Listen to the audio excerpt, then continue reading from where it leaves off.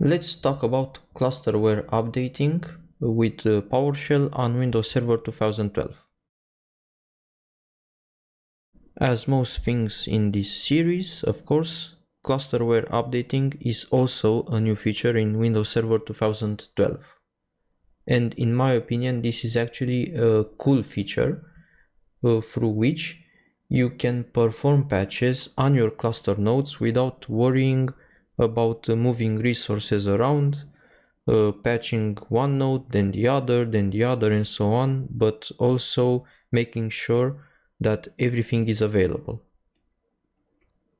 Basically, the way clusterware updating works is that it starts with one of the nodes, it puts it in maintenance mode, which then will evict every role from that node to the other nodes in the cluster, starts making the updates, restarts it. When everything is fine, it brings it back to normal and moves on to the next node, and so on until all your cluster nodes are updated. And this theoretically should mean that you will not get any downtime of your services, depending of course also on the service. Clusterware updating has two operation modes. The first one is self-updating mode, in which the actual process of updating the cluster is installed, is actually a role in the cluster. So the coordinator is one of the cluster nodes, and it controls the whole update process. The other operation mode is remote updating, and in this mode you control all the updating process from a machine that is outside your cluster. And before we begin and actually see how it works, I want to let you know that if you want to use clusterware updating, it's very important that you do not mix it up with, for example, SCCM or WSUS automatic updating, because you do not want two systems to do automatic updates on your cluster. This will not be good for you, I'm sure. So yeah, you may say, yeah, but I take my updates from WSUS. It's no problem.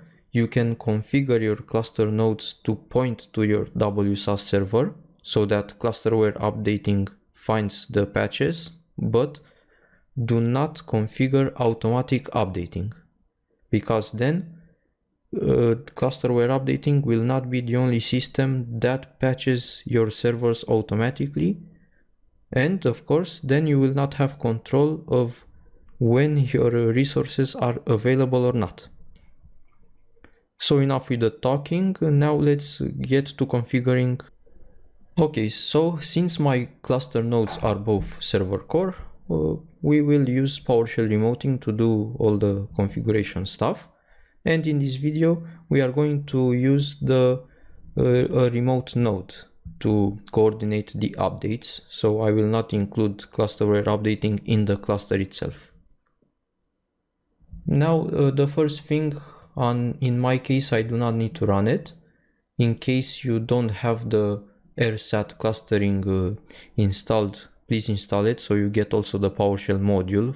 And if you have it installed, then you can run this command to see a list of commandlets. And these are all the commandlets that PowerShell gives you to control cluster-aware updating through PowerShell. Before we continue, I just want to make a group policy that will point my clusters to the WSUS server.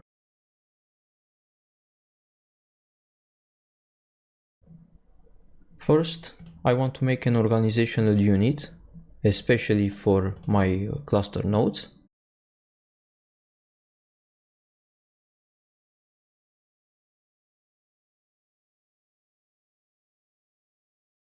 And I want to move, of course, my cluster nodes to this OU.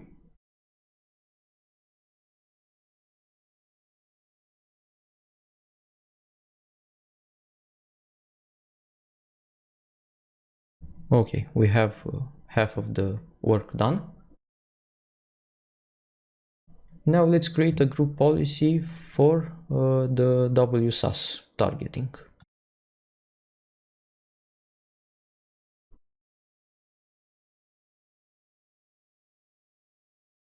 We call it update clusters, and let's edit, go to policies, administrative templates, Windows component, Windows update, and here we only need one thing. Specify intranet Microsoft Update service location. We enable it.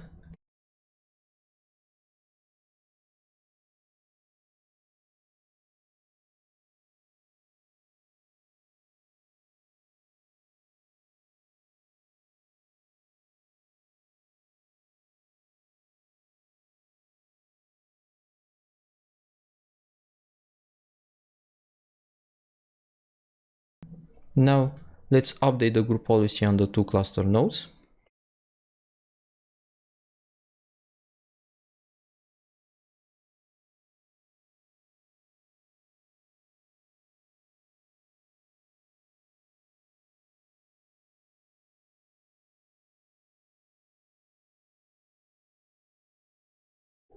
And after we update the group policy, basically the two cluster nodes will not do any automatic updates, but if we do manual updates, then they will find the WSAS server. And this is exactly what we want. And one more thing, since automatic updating through clusterware updates requires server restarts, we need to enable a set of firewall rules to allow this remotely. And we need to enable them on both nodes.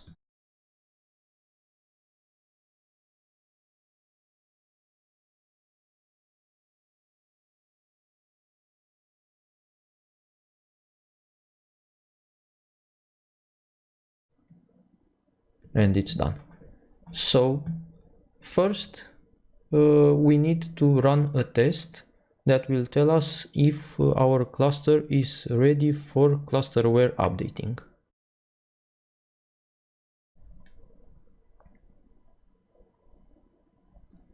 And success is true. You can also view different items to see if everything is okay or not. For example, this has a warning, but we do not care about it. This also we don't need it, so it's okay that it failed. Firewall rules are successful. This is good. And so on. You can check everything that is successful. But if it says here success true, then basically you are all set. So then the first thing is that we scan for updates and see what updates we find from our WSAS server. And this I will do it from a regular PowerShell window, so we have a little more room to see what's happening. And you see now that the scanning goes on both nodes at the same time. And I'm pretty sure we have to wait a while to get some results. So I'll come back to you when this is done. And in my environment, since I have a limited set of updates approved, both nodes found two updates that they could install. So this was just a discovery job. Now we also have to do the run job. And I did not include the command in this file. I suggest you use the help to find the command to do the actual updates. And if you succeeded, then please run it. If not, here is the command. Invoke our run, cluster name, and we will use all the default settings. So when we run this command, it should start node by node to make the updates. And as one node is done, it will handle the load, and then the updates will be done on the other one. And yes, we do want to.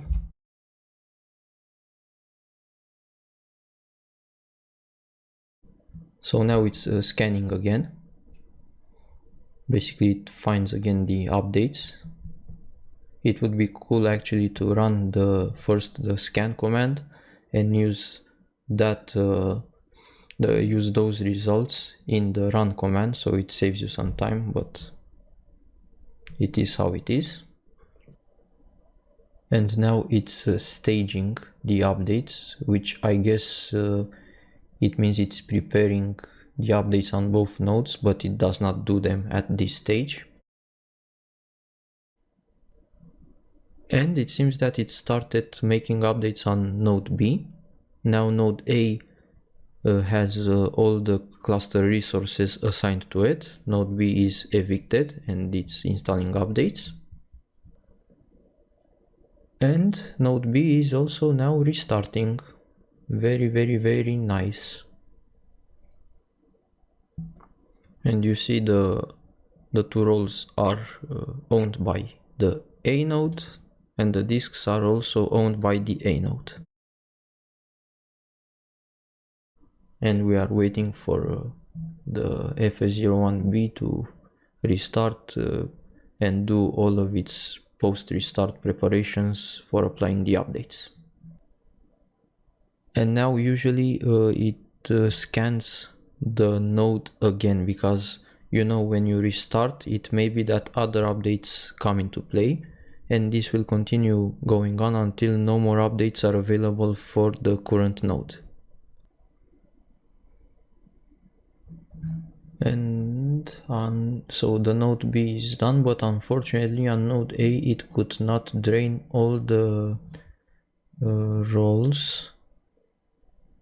I'll try running the invoke cow run again, and we'll see what happens. And the cool thing is that it detected already that node B does not have any updates, so I guess it will move on to node A. And node A is now being staged. And it's being suspended. Let's see if the drain will work now on node A to move to node B. Yeah, now it's installing updates. So I guess I have some problems with one of my iSCSI disks, but nevertheless, without those problems, this is how the flow of clusterware updating would have worked. One node, check it again, move to the other one, install, check it again, until all nodes do not have any more updates left to install. And you see again node A is being restarted, then it will be checked again. If no more updates are left, then the clusterware updating process will be done completely.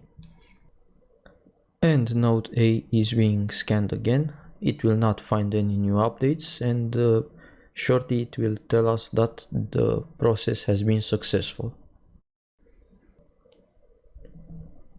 And at last everything is back to normal. Both nodes apparently are successful. Let's see in the cluster manager. Now both nodes are up and the roles are back to how they were before I began. So the file server is on B, the scale-out file server is on A. I'm pretty sure if you have a lot of updates in your backlog, you will get issues. So if you use this, it's probably best that you really update frequently, so you have as less updates as possible when you do it. If you enjoyed the video, please like and share, subscribe if you're not subscribed, and thanks a lot for watching.